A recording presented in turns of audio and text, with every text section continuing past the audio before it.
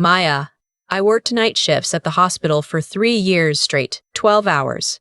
Sometimes 14, just to keep my brother from losing everything. But then he walked into my workplace, looked me dead in the eyes in front of my entire team, and told me I was an embarrassment to the family. I thought that would be the hardest part. I was wrong. What came after? The lies, the group chat, the way my parents chose silence over truth. That's what almost broke me. Some people keep family close like a warm coat. I kept mine like a debt I could never finish paying. And for a long time, I thought that was just how love was supposed to feel. I grew up in Dayton, Ohio, in a house that smelled like dryer sheets and old coffee. From the outside, we looked fine.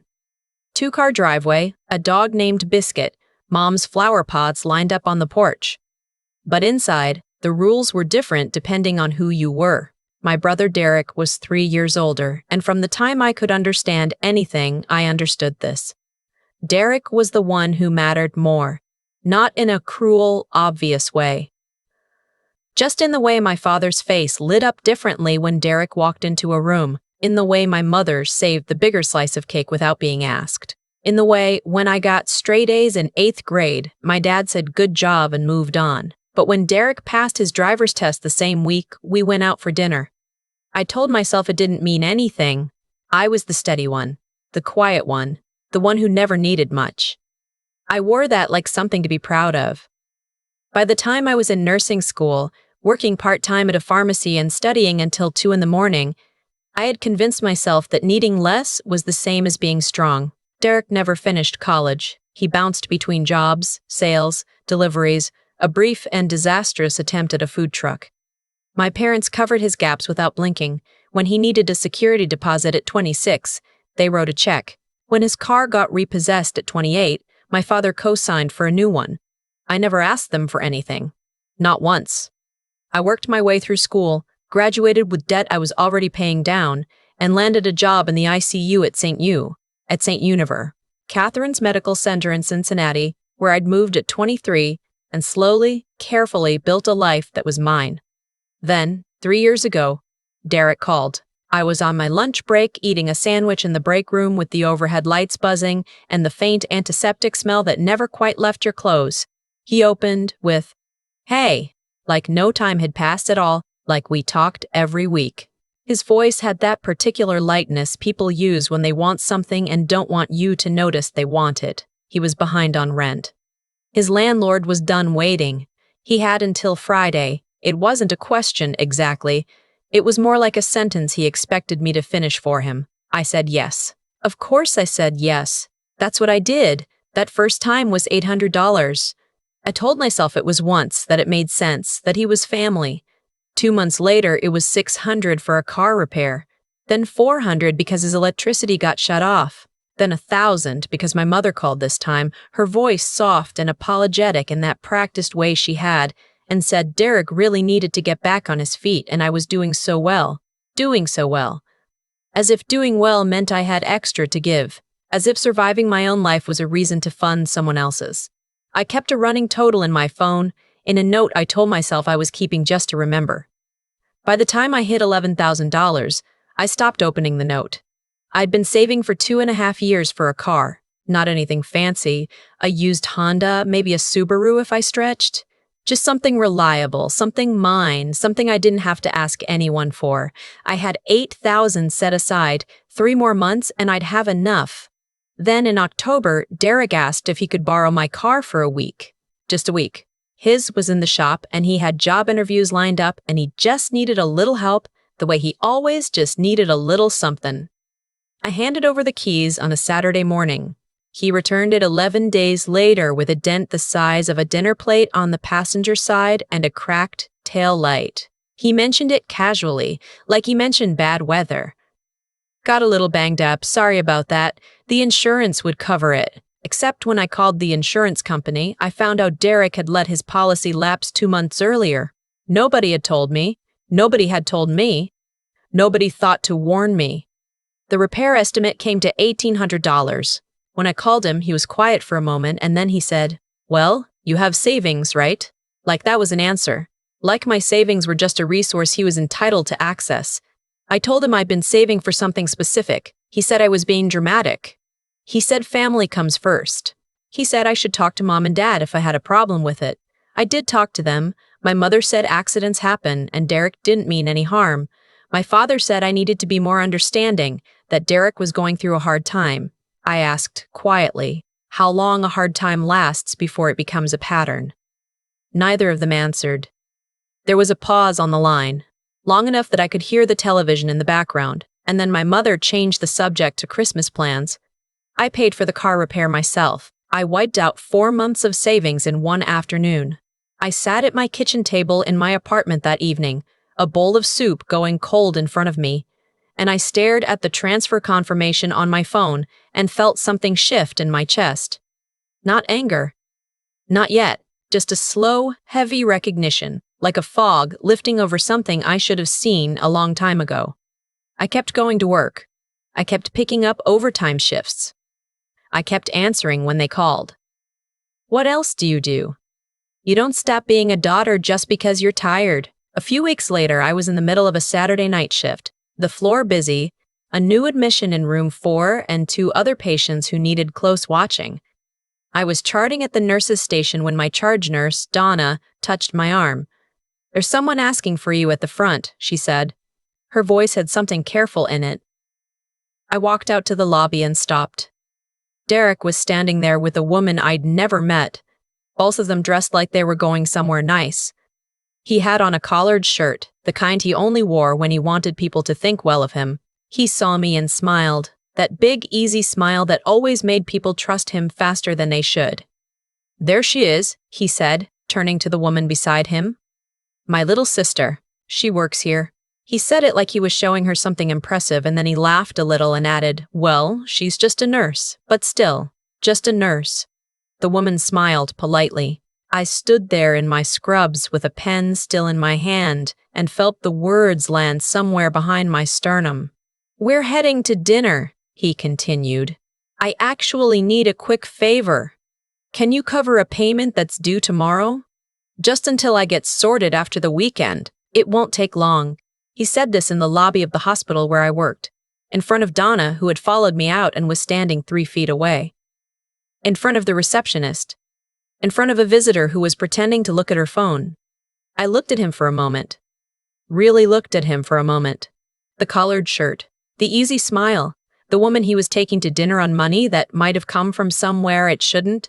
The complete and total confidence that I would say yes, because I always said yes. No, I said. His smile didn't disappear immediately. It just slowed, like a song losing tempo. What? I can't right now, Derek. His voice dropped, not quiet but quieter, the kind of quiet meant to make you feel small. Are you serious? I drove out here. I thought you'd want to help. I'm in the middle of a shift. It takes 2 minutes to do a transfer. He stepped closer. Don't do this here. Don't embarrass yourself. I looked at him steadily. My hands were calm, which surprised me. I'm not the one who should be embarrassed right now. Something changed in his face. The easy expression dropped, and underneath it was something I hadn't seen clearly before, something harder and colder. He leaned slightly forward and said, low and clipped, You think working here makes you something? You empty bedpans for a living. You're not better than anyone, Maya. You never were. Then he straightened, turned to the woman beside him with a short laugh like he was brushing off something minor, and they walked out through the sliding doors. I stood there for 3 seconds. Donna put her hand briefly on my shoulder. Let's go back in, she said. I nodded. I walked back to the nurse's station and picked up exactly where I had left off, because there was a patient in room 4 who needed me and I was not going to fall apart in the middle of a shift. But in the supply closet, just before midnight, I sat down on a box of sterile gloves and pressed my back against the shelving and breathed. Just breathed. I didn't cry. I wasn't going to give it that. I just let the quiet of that small room hold me for a minute. Before I went back out, 3 days later the group chat appeared. It was a family thread, aunts, cousins, my parents, a few family friends who'd been around since I was a kid. The opening message was from Derek. It read, Just wanted to share something that's been really hard for me. I've been going through a difficult time lately and reached out to my sister for support. She turned me away and made it clear she doesn't consider me family anymore. I've tried to keep this private, but it's affecting my mental health. I love her, but I don't know who she became. Below it, a photo. My apartment building's parking lot taken from the street, slightly blurred, enough to suggest without proving. The responses came fast. My Aunt Rochelle wrote, "Oh, sweetheart, I'm so sorry. A cousin I hadn't spoken to in 4 years said blood is blood. That's heartbreaking." Someone I barely remembered wrote, "Some people change, and not for the better." My mother's message came an hour later. "I hope we can all come together and talk about this as a family." Not a single person asked my side. Not one. I read every message sitting in my car in the parking garage after a 12-hour shift, still in my scrubs, a coffee going cold in the cup holder. The fluorescent lights of the garage hummed overhead. I read it all twice, and then I set my phone down and looked at my hands on the steering wheel and thought, he's done this before. Maybe not like this, but he's done this. And they have always, always let him. That night, I typed a message into the group chat, not an explanation, not a defense, just 3 sentences. I have helped Derek financially for 3 years. I said no once. That's the whole story. Then I left the chat. My phone lit up within minutes. My mother called twice. My father sent a text that said this isn't the way to handle things. Derek sent one word, "Wow." I didn't answer any of them. I made dinner, something simple, pasta with olive oil, and I ate it at my kitchen counter and listened to the quiet of my own apartment. The fridge hummed. Outside, a car passed. The world kept moving at exactly its normal speed, indifferent and unhurried. The week that followed was strange. 2 cousins I'd been close to didn't respond to separate messages I sent. A family friend who followed me on social media unfollowed without a word. At work, I was fine. Work was the one place I had always been fully uncomplicated myself, but outside of it, the ground felt slightly unsteady, like walking on ice you couldn't quite trust. And then Donna asked me to lunch. We went to the diner 2 blocks from the hospital, the one with the good pie and the booths that had been there since the 90s. She ordered coffee and didn't say anything for a moment, and then she looked at me and said, "How are you, actually?" And something about the way she said actually, not asking to be polite, asking because she genuinely wanted to know, made me stop performing fine for a second. I told her, not everything, but enough. The 3 years of transfers. The car. The lobby. The group chat. She listened without interrupting, which is rare, and when I finished, she was quiet for a moment, and then she said, "You know what the hardest thing about being a caregiver is? We're trained to believe that needing something is a weakness. So we keep giving until there's nothing left, and then we apologize for being empty." I looked at her. My throat tightened. "You're not the problem, Maya," she said. "You never were." I didn't cry at the table. I waited until I was in my car, and then I let myself have about 90 seconds of it, ugly and messy, and then I wiped my face and drove home and felt for the first time in a very long time like maybe I wasn't losing my mind.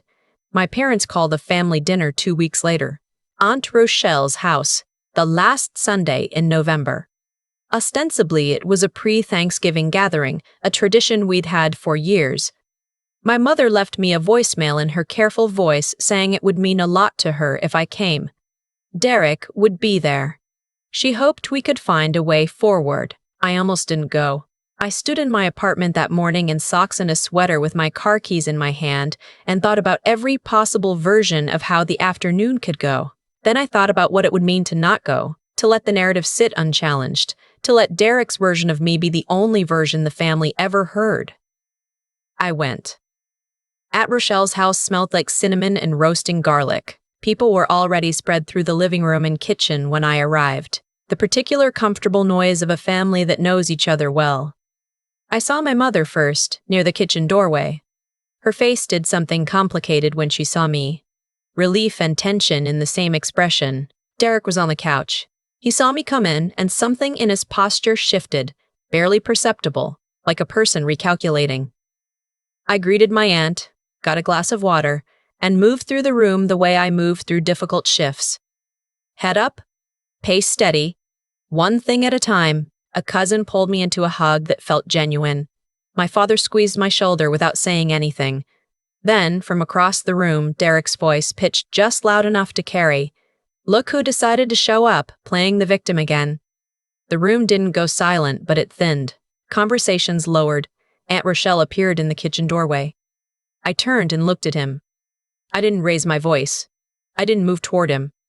I just said, clearly and without any particular heat, "I'm not playing anything, Derek. I'm just standing here." "Oh, that's rich," he laughed, but it was the uncomfortable kind. After that little stunt in the group chat, I told the truth in the group chat. Your truth. "There's only one set of numbers," I said. "I have the bank records." Something shifted in the room. My mother looked at the floor. My father set down his glass slowly. Derek opened his mouth and then closed it, and for just a moment the easy, performative confidence slipped, and I saw it. Not quite guilt, but the awareness that the ground had changed. Aunt Rochelle crossed the room and stood beside me. "Let's not do this today," she said, not unkindly, but with a firmness that made it clear it wasn't a request. Derek said something under his breath and moved to the back porch. I stayed. I ate dinner at the table with my aunt and 2 cousins and my parents, and nobody brought it up again. My mother passed me the bread without being asked. My father asked about my work. It was ordinary and careful and slightly bruised around the edges, and it was enough. That night, driving home on the empty highway with the city lights receding in my rearview mirror, I thought about all the years I had made myself smaller to make room for someone who never once moved aside to make room for me. I thought about the $11,000 I would never see again, and the 8 months of savings that went to fix a car he broke, and the years of yes and of course. And I'll figure it out. I thought about him standing in the lobby of my hospital in his nice shirt in front of my colleagues telling me I was just a nurse. I didn't feel angry. I felt clear. That's the closest word for it. Clear, the way air feels after a long rain when everything smells like the earth has been rinsed and reset. The following week, I called my bank and set up a new savings account, separate from the one my family had used as a pipeline for years. I transferred what I had left and started over. I put Derek's number on Do Not Disturb. I didn't block it. I just stopped carrying it like an emergency. A month later, I enrolled in a critical care certification program I had been putting off for 2 years. Something I wanted, something that was purely mine, something that had nothing to do with anyone else's needs. The class met on Thursday evenings at a community center near the hospital. The first night I sat in the plastic chair next to a guy named Steven who was studying for the same cert and who turned out to be genuinely funny. And for 2 hours, I thought about nothing but the material in front of me, and it felt, quietly and without fanfare, like freedom. I won't tell you it was easy. Some mornings I still reached for the phone expecting a message from my mother that required something from me, some smoothing over, some emotional labor I was expected to perform for free. Some nights the old guilt surfaced, that low, persistent voice that said, "Maybe you should have been more flexible. Maybe you asked for too much by asking for anything at all." That voice sounded a lot like my father's quiet nodding. A lot like my mother's soft, practiced disappointment. But there was another voice, newer and quieter, that had started to speak up in the space the old one used to fill. It said, "You went to work. You built something. You kept your word every time someone needed you, and you asked for so little in return that they forgot asking was even allowed. And when you finally drew a line, you drew it quietly and without cruelty, and that is not something to be ashamed of." Derek and I haven't spoken since Aunt Rochelle's house. My parents and I talk every couple of weeks, careful conversations that stay near the surface, like boats that have learned not to go where the water gets deep. We don't discuss him. We don't discuss the money. I don't know if that's peace or just the shape of things now. Maybe both. What I know is this. I still work nights, sometimes, long shifts in a unit where the stakes are real and the margin for error is thin, and every decision matters. I still come home tired in the particular way that ICU nursing makes you tired, deep in the bones and the memory, worn in all the places that care costs. But I come home to an apartment that is mine, with savings that belong to me, and a life I am building on my own terms. And when I unlock the door and step inside and the quiet meets me there, it doesn't feel like loneliness anymore. It feels like something I chose. It feels like enough. It feels finally like mine. I used to think that being needed was the same as being loved. For a long time, those two things lived in the same place inside me, and I couldn't tell where one ended and the other began. Every transfer I made, every shift I picked up to cover what someone else refused to carry, every yes I gave before I even finished hearing the question, I told myself that was what family meant. That was what a good person did. But here is what I've come to understand. Slowly and without ceremony, generosity without boundaries doesn't build anything. It just gets spent. And the people who depend on your silence, who count on you never saying enough, they are not protecting you. They are protecting their access to you. Derek didn't become who he was in a single moment, and I didn't become someone who couldn't say no in a single moment either. These things build quietly, one small accommodation at a time, until the accommodation becomes the expectation, and the expectation becomes the rule. I followed that rule for years because I had learned it young in a house where being steady was confused with being available, where being reliable was confused with being responsible for everyone else's choices. What changed was not one dramatic confrontation. It was accumulation of clear-eyed moments. It was standing in that hospital lobby in my scrubs, with a pen still in my hand, hearing him say just a nurse in front of people who knew the work I did, and feeling something inside me stop apologizing for what I was.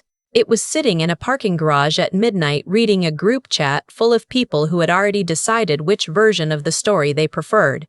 It was paying an $1,800 repair bill for a car I had earned and he had broken, and recognizing that no amount of patience was going to teach someone a lesson they had no interest in learning. The consequences that came were not punishment handed down from anywhere outside myself. They were simply the natural result of choices, both his and mine. He chose consistently to take without accounting. I chose, finally, to stop making that easy. Those two things meeting each other was not cruelty, it was honesty. And honesty, even when it costs something, is one of the few things that actually holds. What I carried out of all of it was this. Intelligence is not only what you know, it is also what you are willing to see clearly, even when clarity is uncomfortable. Integrity is not only being honest with others, it is being honest with yourself about what you are enabling and why. And resilience is not suffering quietly and continuing anyway. Resilience is deciding that your own life deserves the same care and effort you have been pouring into someone else's. I enrolled in that certification course. I started saving again. I go to work and I do the job well, and I come home to a life I built on my own terms. Maya's story didn't end with applause or a clean resolution where everyone learned their lesson. It ended with a quiet apartment, a new savings account, and a Thursday evening class where for 2 hours nothing was required of me except to show up and learn. That was enough. That is still enough.